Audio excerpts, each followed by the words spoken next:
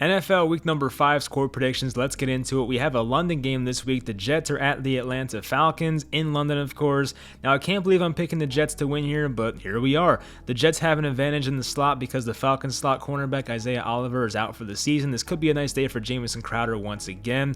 The Jets defensive line is one of the most underrated units in football, and the Falcons offensive line is not very good. Could be a long day for Matt Ryan. The Falcons are without their wide receiver 1, Calvin Ridley, as well. I will take the Jets to win 24-20. Next, we have the New Orleans Saints at the Washington football team. The Saints are favored by 2 points on the road. Tight end Logan Thomas is out for Washington, giving them a disadvantage on offense. It's hard to know who the Saints are, of course, but I like their matchups in this game. Taylor Heinicke, the Washington quarterback, has played well, but is not afraid to make bad decisions, and with Marshawn Lattimore on Terry McLaurin, they have to find offense elsewhere.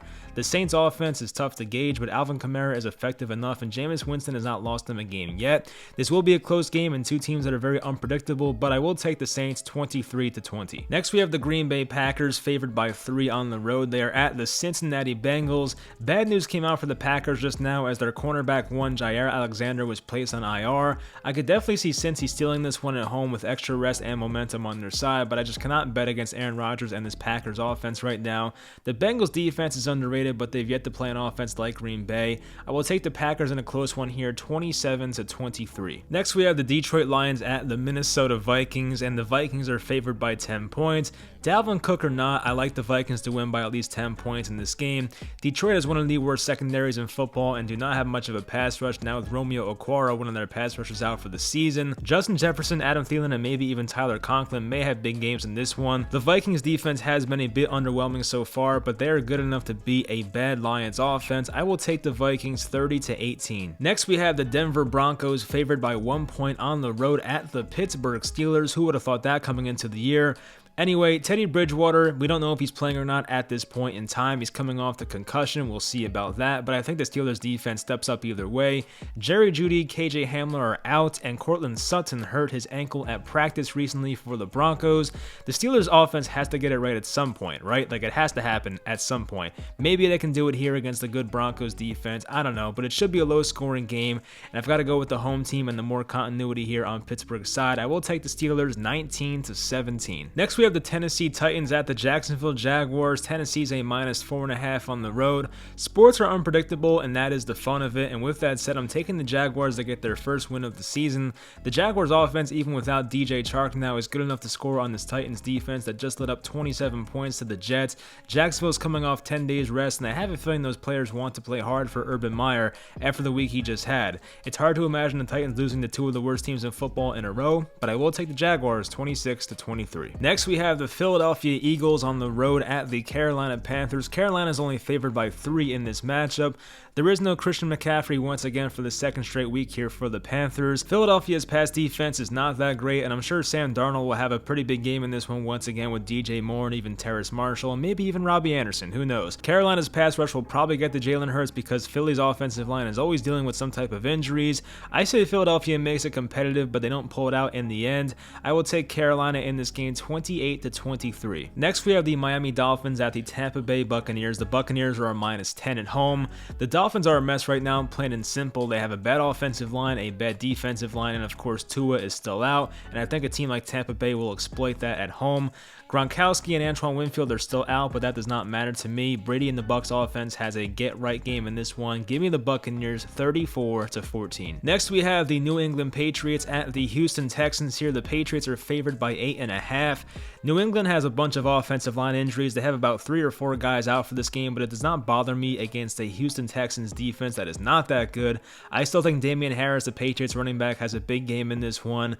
Bill Belichick will take out Brandon Cooks in this game, who is pretty much the only good receiving option on Houston right now, maybe the best offensive option in general. Belichick has a great history against rookie quarterbacks as well, and Davis Mills did not look good whatsoever against the Bills last week. This could be a rough day for him, and we saw what he did against Zach Wilson earlier in the year when the Patriots play the Jets.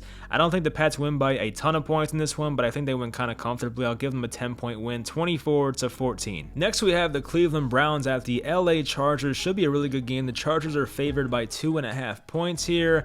Now, Cleveland does have an injury with their quarterback. Baker Mayfield has a labrum injury on his non-throwing shoulder. We'll see what that does to impact him. He did not look good last week. He was 15 of 33 on his passing attempts. Now, as for the Chargers, they are coming off short rest here, having played on Monday night, but they are rolling right now, especially offensively. Even their defense looks really good. And while the Browns defense looks good itself, I think the Chargers here at home will take this game. I will give them the win here, 28-21. Next, we have the Chicago Bears at the Las Vegas Raiders. The Raiders are favored by 5.5 points here. Now, the Bears have named Justin Fields their starting quarterback, and the Bears offense looked a lot better last week as compared to the week prior, so give them some respect. But Las Vegas does have the better offense overall. They are coming off a short rest once again, having played on Monday night, but Derek Carr should be able to figure it out here, and I think they put it together for a full game this time as compared to just 2 drives during the third quarter on Monday night. Now, the Raiders, they have not played that well on their offensive line, and Chicago has a good pass rush. That's my one concern about this game, but I think Derek Carr will figure it out and throw some of those backpedaling passes if he gets pressured. Give me Las Vegas 26-17. Next, we have the San Francisco 49ers at the Arizona Cardinals. The Cardinals are favored by 4.5 points. This is the first NFL start in the career of Trey Lance, the 3rd overall pick in this year's draft, as Jimmy Garoppolo was announced out for this game. Now, the one thing that I can say about this game is that the Arizona Cardinals run defense has not been that great so far, and Trey Lance is a great running quarterback, so maybe they find a way to put up points offensively.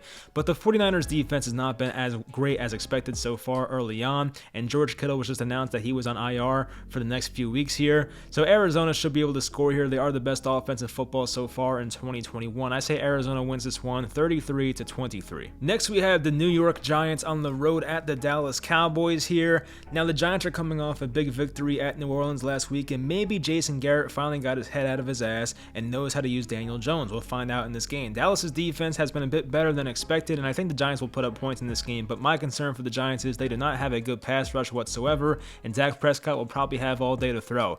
I think it's a high-scoring game here, but I will unfortunately give the Dallas Cowboys the win, 31-27. Next, we have the Buffalo Bills at the Kansas City Chiefs. The Chiefs are favored by 3 points at home here on Sunday Night Football. This was last year's AFC Championship matchup, and this should be a good one here with a total of 56.5 points.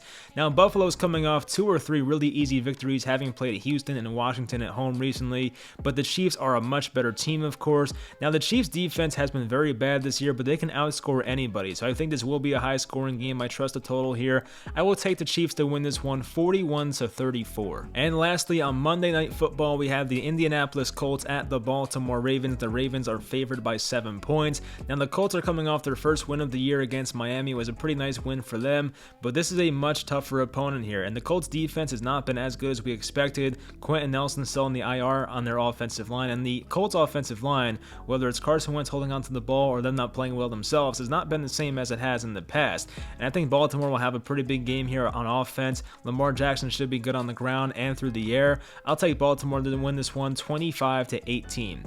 That'll do it for this video. Hopefully you guys enjoyed. Good luck to everyone's teams out there in week 5, and I'll talk to you guys next time.